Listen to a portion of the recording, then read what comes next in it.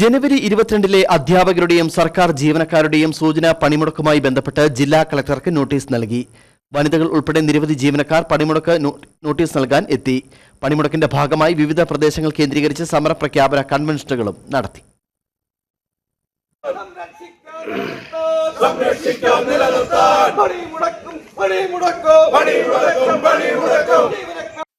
പങ്കാളിത്ത പെൻഷൻ പദ്ധതി പിൻവലിച്ച് പഴയ പെൻഷൻ പുനഃസ്ഥാപിക്കുക, 12 ശമ്പള പരിഷ്കരണ നടപടികൾ ആരംഭിക്കുക, ക്ഷാമോത്ത ലീവ് സറണ്ടർ ആനുകൂല്യങ്ങൾ പുനഃസ്ഥാപിക്കുക, മെഡിസ പദ്ധതി സർക്കാർ ഏറ്റെടുക്കുക, കേന്ദ്ര സർക്കാരിന്റെ സംസ്ഥാനത്തോടുള്ള സാമ്പത്തിക വിഭജനം അവസാനിപ്പിക്കുക എന്നീ മുദ്രാവാക്യം ഉയർത്തിയാണ് അധ്യാപിക സർവീസ് സംഘടനാ സമരസമിതി ജനുവരി 22-ന് പണിമുടക്കുന്നത്.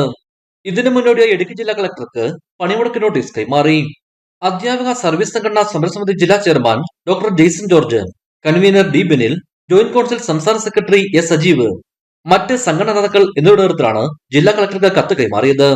ഇതേ തുടർന്ന് നടന്ന പ്രതിഷേധ യോഗം ജോയിന്റ് കൌൺസിൽ സംസ്ഥാന സെക്രട്ടറി എസ് സജീവ് ഉദ്ഘാടനം ചെയ്തു.